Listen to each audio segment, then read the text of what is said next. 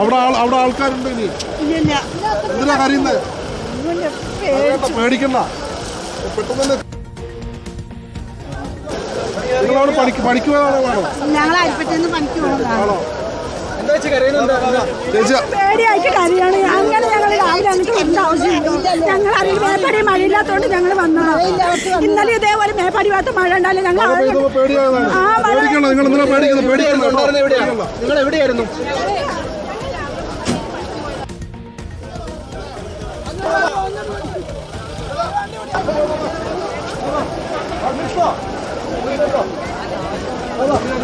ഞങ്ങൾ ഭാഗത്ത് ചൂരമല ഭാഗത്തായിരുന്നു ഞങ്ങൾക്ക് പണി. ഞങ്ങൾ പോകുന്ന സമയത്ത് വെള്ളം ഉണ്ടായിട്ടില്ല, മഴയും കുറവായിരുന്നു. അതുകൊണ്ടാണ് ഞങ്ങൾ രാവിലെ അവിടെ നിന്ന് വന്നത്.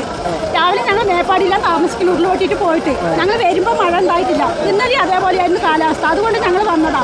ഇപ്പൊ ഇവിടെ വന്നപ്പോൾ ഇത്ര മഴ പെയ്തപ്പോൾ ഞങ്ങൾ സാർമാർ നേരത്തെ വിടണമായിരുന്നു. ഇപ്പൊ പോകാൻ പറഞ്ഞു. ഞങ്ങളെ പേടിച്ചിട്ട് ഞങ്ങൾ അവിടെ കുടുങ്ങി നിന്നതാ. അപ്പുറത്ത് എല്ലാവരും സ്റ്റൈപ്പായി എത്തിച്ചിക്കണേ. മഴയാണ് പറഞ്ഞത്, ഞങ്ങൾക്ക് അറിയില്ലായിരുന്നു. രാത്രി ഇവിടെ മഴ ഇല്ലാന്നാ പറഞ്ഞു. അതുകൊണ്ട് ഞങ്ങൾ വന്നതാ. വെള്ളം കൂടിയോണ്ടല്ലേ? വെള്ളം ഇന്ന് രാവിലെ കൂടിയതാണ്, ഞങ്ങൾക്ക് അറിയില്ലായിരുന്നു. കൂടുതൽ ആളുകളൊക്കെ എത്തിച്ചു. എല്ലാരും എത്തിച്ചു.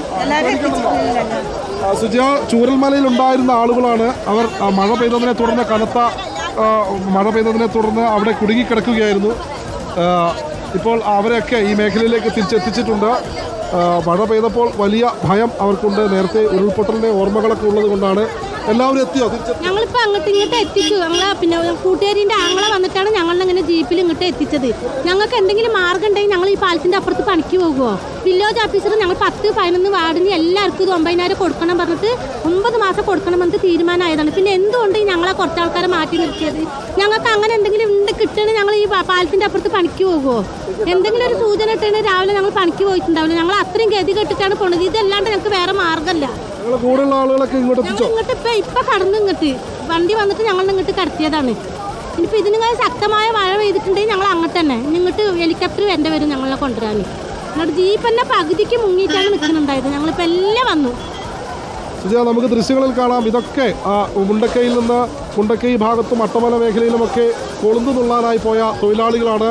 അവർ ഇക്കരെ എത്തുന്നതിന് വലിയ ആശ്വാസത്തിലാണ്. മുൻപ് സമാധാനത്തോടെ അക്കരെ എത്തി.